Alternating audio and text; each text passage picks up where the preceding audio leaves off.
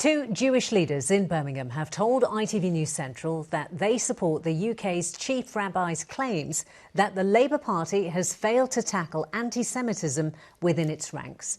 In a damning article in the Times newspaper, Rabbi Mirvis said Jeremy Corbyn is therefore unfit for high office.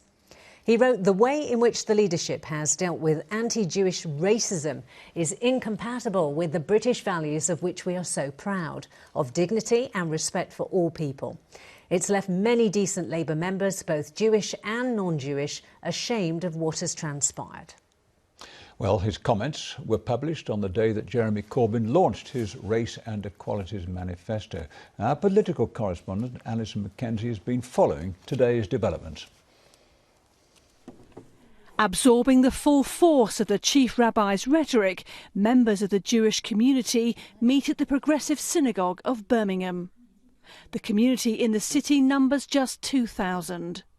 The chief rabbi's words in the article are stark. He says of Labour, "The claim that the party is doing everything it reasonably can to tackle anti-Jewish racism and that it has investigated every single case are a mendacious fiction." I think that the community here is concerned, as they are across the UK, that should Jeremy Corbyn get into Downing Street, that what the outcomes could be. We haven't seen a very positive situation in the 4 years that he's been in power, and it's led to a feeling of concern, some people feeling they don't want to be in this country anymore. He says he abhors the concept of anti-Semitism. What has he done to show that in reality? We haven't seen anything. We are really concerned by the anti-Semitism in the party, and it makes us feel as if we don't belong, and it makes us feel alienated.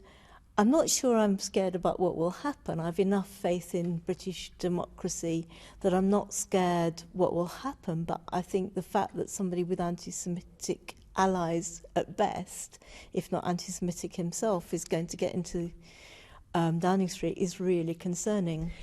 Today, the Labour leader was delivering his Race and Equalities Manifesto. He spoke out to defend his record. There is no place whatsoever for anti-Semitism in any shape or form, or in any place whatsoever in modern Britain, and under a Labour government it will not be tolerated in any form whatsoever. I want to make that clear. He has support from other Jewish groups.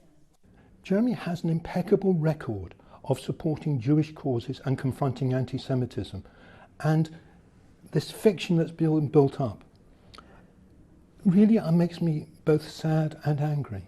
And this isn't just a Labour issue. We seem to be ignoring some of the possibly Islamophobic and racist comments that are coming from other parties. And the leadership of those parties, I think, is equally culpable in disseminating division.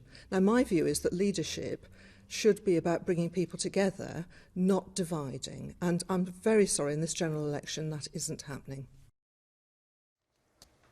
Well, Alison joins us now. A bit of tit for tat here, because as we heard there, Labour isn't the only political party to face these kinds of accusations. Exactly. That lady at the end of my report said as much. This isn't just Labour. The Conservatives, as we know, they're facing charges that they have allowed Islamophobia to take root in their ranks. Baroness Varsi, you know that name, well, symbolic Conservative peer in the House of Lords. She says she can see Islamophobic activity right from the top to the bottom. There's been a call for the party to hold an inquiry. They've committed to that, but it hasn't yet reported. And the Muslim Council of Britain weighing in today on the back of that report about Labour, saying, well, look at the Conservatives, their approach to Islamophobia amounts, they say, in their view, to denial, dismissal and deceit.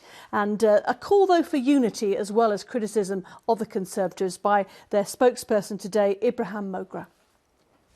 They have not taken on board any of our concerns and shown us that they mean business when it comes to tackling anti-Muslim hatred and Islamophobia within the Tory party. If all of our communities can stand together in solidarity, with all our differences about so many different matters that we disagree about, but this is one area where all of us, I'm sure, agree upon that there is no place for any racism in our society. So So that is a plea from a very senior member of the Muslim community. And, we put it to the Conservatives directly. We had the talk and the accusations against Labour, Jeremy Corbyn defending himself. But Boris Johnson, does he have answers to give on the Islamophobic claims? He had this to say to us today. What we do in the Tory party is when anybody is guilty of any kind of prejudice or discrimination against another group, then they're out first bounds.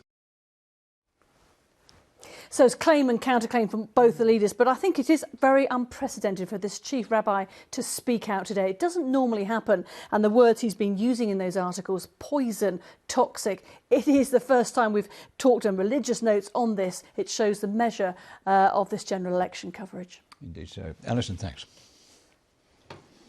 Well, when we do go to the